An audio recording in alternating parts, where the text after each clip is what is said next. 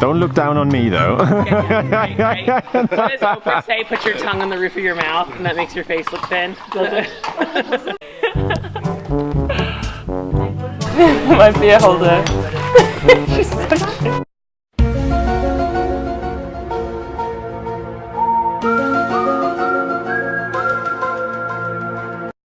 I got a bad feeling about this.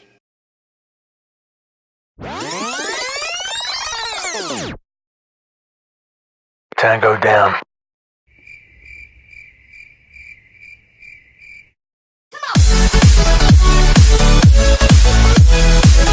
It's hard because yesterday no one fell off. I know, I was really proud. Because I was like, I mean, I slipped for a second, lost a stirrup, and I was like,